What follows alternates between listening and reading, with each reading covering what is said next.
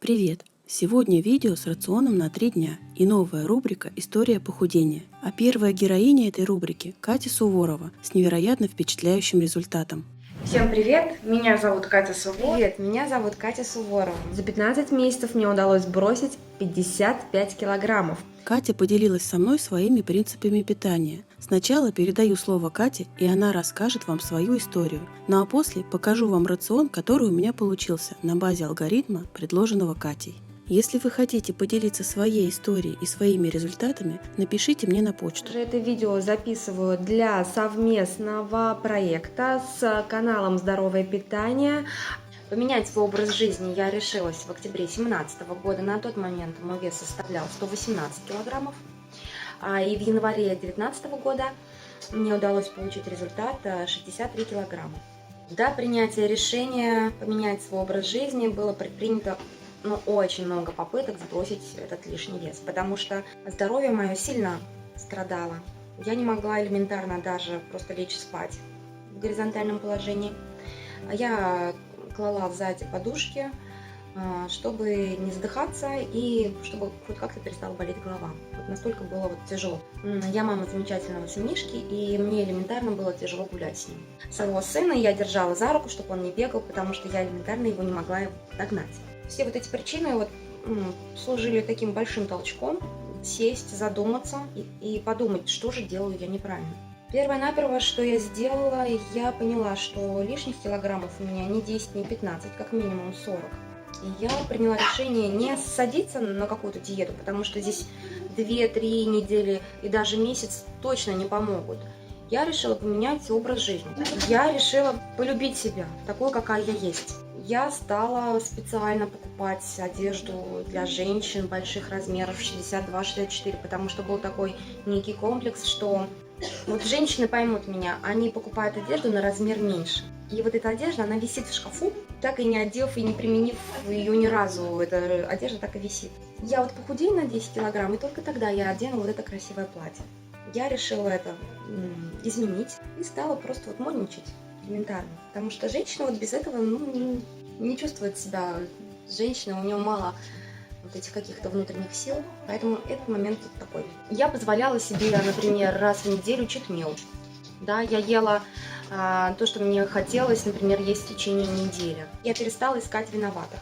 То есть людям, наверное, знакомо такое, что, например, виновата семья, например, да, что муж любит все жирное, все сладкое, да, и он покупает, ему надо готовить, и из-за того, что он так ест, жена тоже ест и поправляется. И когда я поняла, что я сама отвечаю за свою жизнь, за свое здоровье, мне стало легче вести этот здоровый образ жизни, заниматься теми физическими нагрузками, которые я выбрала. От питания на самом деле зависит 90% успеха.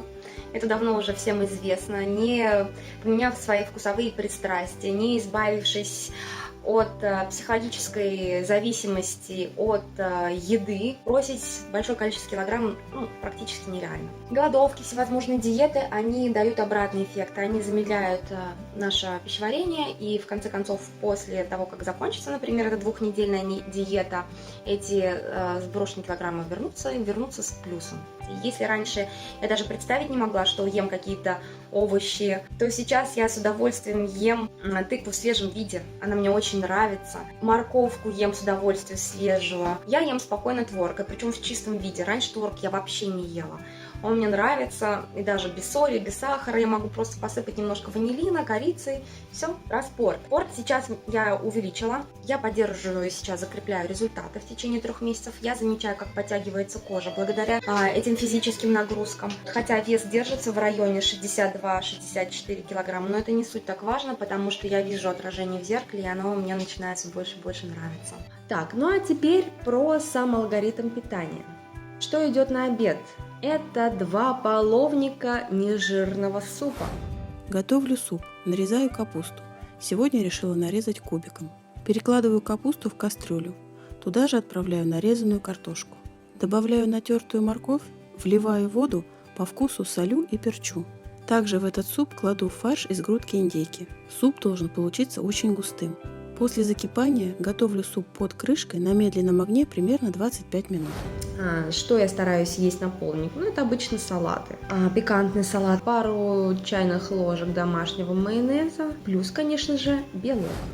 Для полдника, или я бы даже назвала это вторым обедом, готовлю куриную грудку. Куриное филе нарезаю на кусочки и выкладываю в сковородку. Можно использовать глубокую кастрюлю.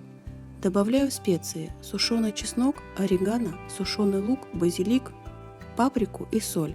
Кладу несколько горошин черного перца, наливаю воду и под крышкой на медленном огне тушу курицу примерно 20 минут.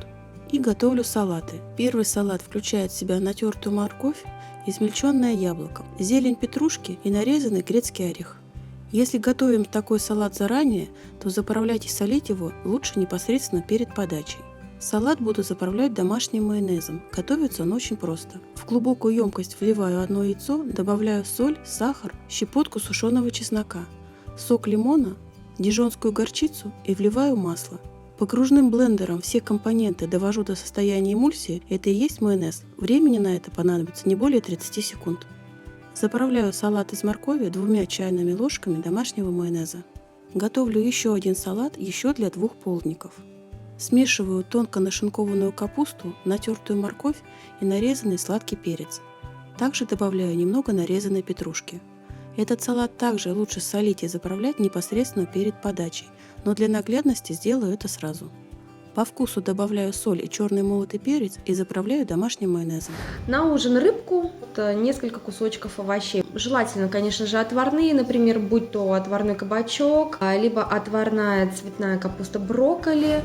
Перехожу к заготовке ужинов. Для первого ужина филе минтая немного солю и добавляю белый молотый перец. В емкость для запекания насыпаю немного сушеного розмарина. Поверх рыбного филе выкладываю ломтики кабачка. Кабачок также чуть-чуть присаливаю. Запекаю рыбу с кабачком в разогретой до 180 градусов духовке 20 минут. Еще для 2 ужинов приготовлю отварную горбушу. Чтобы рыба получилась ароматной, в воду добавлю овощи: кусочки моркови и сельдерея, небольшую головку репчатого лука, кладу лавровый лист и перец черным горошком и немного укропа. Когда вода закипит, выкладываю кусочки очищенной хорошо промытой горбуши. При слабом кипении варю рыбу примерно 12-15 минут. Для гарнира на один из ужинов отвариваю брокколи, закладываю ее в кипящую подсоленную воду и при слабом кипении варю не более 4 минут. Сразу же споласкиваю холодной водой, чтобы капуста осталась аль денте. Перекус. Это может быть творог, обязательно с какими-нибудь кусочками чернослива абрикоса. Чернослив и курагу заливаю горячей водой на 15 минут. После мелко нарезаю. Смешать творог с курагой и черносливом можно непосредственно перед приемом пищи, а можно смешать нарезанные сухофрукты с творогом заранее, например, на ночь. И тогда сухофрукты еще больше разбухнут, а творог напитается их ароматами.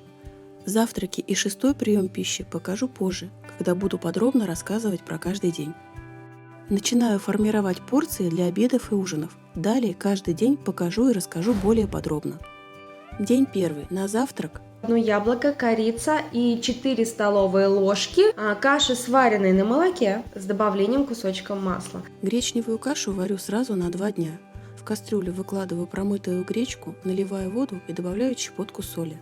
Когда каша проварится минут 5, вливаю молоко и добавляю сливочное масло. Варю еще 15 минут на медленном огне. Яблоко я очистила от сердцевины, нарезала ломтиками и посыпала корицей. Второй завтрак. Мягкий творог с сухофруктами, курагой и черносливом. Обед. Густой суп с фаршем индейки. Второй обед. Сочная, ароматная, мягкая курочка с травами и очень яркий салат из моркови со сладким яблоком и грецким орехом. Салат заправлен майонезом, все вместе очень вкусно, сытно и сочно. Ужин. Запеченное филе минтая с кабачком. За счет того, что кабачок лежит поверх рыбы, филе остается сочным и мягким, а кабачок не успевает размякнуть и остается слегка твердым и как бы чуть-чуть подвяленным. Поливаю все это великолепие сверху лимонным соком и посыпаю зеленью укропа. 6-й прием пищи у Кати за 2 часа до сна состоит из кефира и зеленого чая с молоком, разбавленного 1 к 1. День второй. На завтрак гречневая каша, сваренная на молоке с добавлением сливочного масла. И банан, посыпанный какао. Такая каша, конечно же, получается очень вкусная, а банан с какао – это настоящий десерт. Перекус. Мягкий творог с курагой и черносливом. На обед густой суп из овощей с фаршем индейки. Второй обед. Замечательная тушеная куриная грудка с ароматными травами. И очень сочный, вкусный, хрустящий салат из капусты, моркови и перца. Ужин – отварная горбуша и отварная брокколи. При подаче лимонным соком поливаю не только рыбу, но и брокколи. Ей тоже сок пойдет на пользу. И поздний перекус – чашка зеленого чая с молоком и кефир. День третий. На завтрак овсяная каша, сваренная на молоке с добавлением сливочного масла. И зеленое яблоко с корицей. Очень советую попробовать, это действительно вкусно. Второй завтрак – мягкий творог с курагой и черносливом. Обед – густой суп с индейкой. Блюдо очень простое, но при этом очень сытное и вкусное. При подаче можно посыпать любой зеленью, я использую петрушку. Второй обед – тушеная куриная грудка и сочный капустный салат. Ужин – отварная горбуша и салат из свежих овощей. Огурец, помидор и перец произвольно нарезаю, добавляю зелень петрушки, солю и заправляю ароматным подсолнечным маслом. Рыбу поливаю лимонным соком. Кстати, отварная горбуша получается достаточно нежной и не такой сухой, как могла бы показаться. И поздний перекус – 2 чашки зеленого чая с молоком. Жду от вас обратной связи. Напишите в комментариях, понравился ли вам такой формат. Всем до скорых встреч. Пока-пока.